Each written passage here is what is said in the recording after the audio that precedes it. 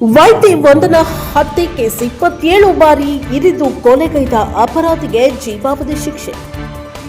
ಕೇರಳದಲ್ಲಿ ಭಾರೀ ಸಂಚಲನವನ್ನೇ ಮೂಡಿಸಿದ್ದ ಕೊಟ್ಟಾರಕ್ಕರ್ ತಾಲೂಕಾ ಆಸ್ಪತ್ರೆಯಲ್ಲಿ ನಡೆದ ಭೀಕರ ಕೊಲೆ ಪ್ರಕರಣಕ್ಕೆ ಸಂಬಂಧಿಸಿದಂತೆ 42 ವರ್ಷದ ಶಾಲಾ ಶಿಕ್ಷಕ ಜಿ ಸಂದೀಪ್ಗೆ ನ್ಯಾಯಾಲಯವು ಶನಿವಾರ ಜೀವಾವಧಿ ಶಿಕ್ಷೆ ವಿಧಿಸಿದೆ.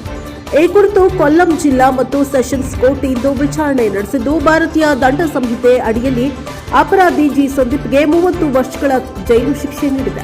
ಈ ಅವಧಿ ಮುಗಿದ ಬಳಿಕ ಜೀವಾವಧಿ ಶಿಕ್ಷೆ ಜಾರಿಯಾಗಲಿದೆ. 2023ರ ಮೇ 10ರಂದು ಕೊಟ್ಟಾಯಂ ಜಿಲ್ಲೆಯ ಕಾಡುತುರುತಿ ಮೂಲದ ಡಾಕ್ಟರ್ ವಂದನಾ ದಾಸ್ ತಾಲೂಕಾ ಆಸ್ಪತ್ರೆಯಲ್ಲಿ ಕರ್ತವ್ಯದಲ್ಲಿದ್ದ ವೇಳೆ ವೃತ್ತಿಯಲ್ಲಿ ಶಾಲಾ ಶಿಕ್ಷಕನಾಗಿದ್ದ ಸಂದೀಪ್ನನ್ನ ಪೊಲೀಸರು ವೈದ್ಯಕೀಯ ಚಿಕಿತ್ಸೆಗಾಗಿ ಆಸ್ಪತ್ರೆಗೆ ಕರೆತಂದಿದ್ದರು.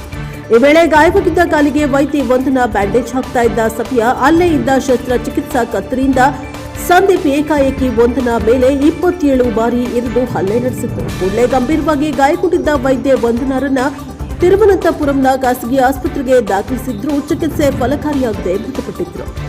ಈ ಪ್ರಕರಣ ಸಂಬಂಧ ಕೋರ್ಟ್ ಸಂದೀಪ್ರನ್ನ ಅಪರಾಧಿ ಎಂದು ಘೋಷಿಸಿತ್ತು. ಕೇರಳ ಆರೋಗ್ಯ ಸೇವಾ ವ್ಯಕ್ತಿಗಳು ಮತ್ತು ಸಂಸ್ಥೆಗಳ ಕಾಯ್ದೆ 2012ರ ಅಡಿಗೂ ಶಿಕ್ಷೆ ವಿಧಿಸಲಾಯಿತು. ವಿಚಾರಣೆ ಸಮಯ 70ಕ್ಕೂ ಹೆಚ್ಚು ಸಾಕ್ಷಿಗಳು ನ್ಯಾಯಾಲಯದ ಮುಂದೆ ಸಾಕ್ಷ್ಯ ನೀಡಿದ್ದು, ಎಲ್ಲಾ ಸಾಕ್ಷ್ಯಾಧಾರಗಳು ಆರೋಪಿಯ ವಿರುದ್ಧವೇ ಇತ್ತು.